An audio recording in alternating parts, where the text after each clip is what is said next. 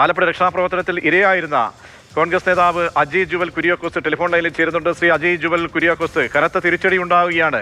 CAT സമീപിക്കുന്നു. കാരണം ഒരു നിർണായക ഘട്ടമാണ്. നാളെ നിർണായക മന്ത്രിസഭായോഗം ചേരാൻ പോകുന്നു.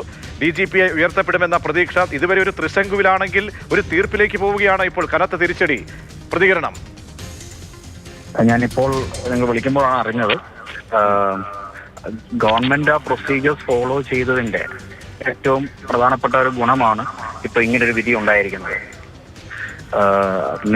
മാധ്യമങ്ങളെല്ലാം ഇത്രയും വൈകിയത് എന്താണ്, റിപ്പോർട്ട് ചോദിക്കാൻ എന്താ താമസം എന്താണെന്നൊക്കെ ചോദിക്കുമ്പോഴും ഞങ്ങളടക്കം ഗവൺമെന്റടക്കം പറഞ്ഞുകൊണ്ടിരുന്നത് പ്രൊസീജിയേഴ്സ് എന്താണോ അത് കംപ്ലൈ ചെയ്ത് വന്നില്ല എന്നുണ്ടെങ്കിൽ ഇദ്ദേഹം KAT പോകുമ്പോൾ അദ്ദേഹത്തിന് അനുകൂലമായ വിധി ഉണ്ടാകുമെന്നുള്ളതാണ്.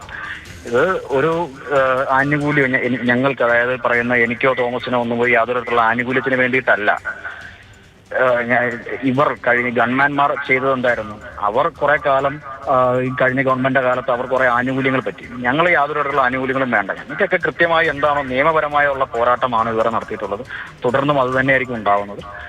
ഇവർ ഇപ്പോൾ വന്നിരിക്കുന്ന വിധി എന്ന് പറയുന്നത് സ്റ്റേ ചെയ്യണം എന്നുള്ളത് കോടതി തള്ളി എന്നുള്ളതാണ് ഞാൻ മനസ്സിലാക്കുന്നത്. ഇപ്പൊ നിങ്ങൾ പറഞ്ഞതിൽ നിന്നാണ്. അങ്ങനെയാണെന്നുണ്ടെങ്കിൽ തീർത്തും സ്വാഗതാർഹമായ വിധിയാണ് കോടതിയിൽ നിന്ന് ഉണ്ടായേക്കുന്നത്. തീർച്ചയായും അതിന്റെ വശങ്ങളിലേക്ക് ഇനി പോകുമ്പോൾ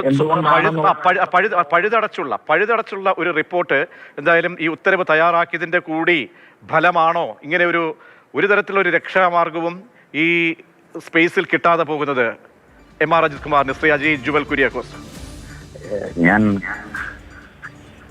ഒരു സർവീസിൽ നടത്തിയ ഒരു രക്ഷാപ്രവർത്തനമാണ് ബഹുമാനപ്പെട്ട ആഭ്യന്തര വകുപ്പ് മന്ത്രിയും ബഹുമാനപ്പെട്ട മുഖ്യമന്ത്രിയും നടത്തിയത്. കഴിഞ്ഞ കുറെ കാലങ്ങളിൽ ഈ ചാർജ് ഷീറ്റ് സമർപ്പിക്കുന്ന ഉദ്യോഗസ്ഥർക്കെതിരെ മാത്രം നടപടിയെടുക്കുന്ന ഒരു സമീപനമായിരുന്നു കുറെ കാലങ്ങളായി ഉണ്ടായിരുന്നു. എന്നാൽ നിർദ്ദേശം കൊടുത്ത ആളും ഇതിൽ ഉൾപ്പെടണം, അദ്ദേഹത്തിനും ഇതിനകത്തൊരു ലയബിലിറ്റി ഉണ്ട്, അദ്ദേഹവും ഇതിനകത്ത് കൃത്യമായി ഉൾപ്പെടണം എന്നുള്ളത് ഈ പോരാട്ടം ഞങ്ങൾ നയിച്ചപ്പോൾ ഞങ്ങൾക്കുണ്ടായിരുന്ന ഒരു തീരുമാനമായിരുന്നു.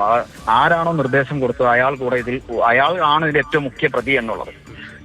അതിൽ ഗവൺമെന്റ് എടുത്ത ഒരു വലിയ ഇനിഷ്യേറ്റീവാണ് അത്തരത്തിലേക്ക് അന്വേഷണം വ്യാപിപ്പിച്ചതും ഇതിനകത്തൊരു നടപടി എടുപ്പിച്ചതും. ശരി, വളരെയധികം നന്ദി ശ്രീ അജയ് ജുവൽ കുര്യാക്കോസ് പ്രതികരിച്ചതിന്.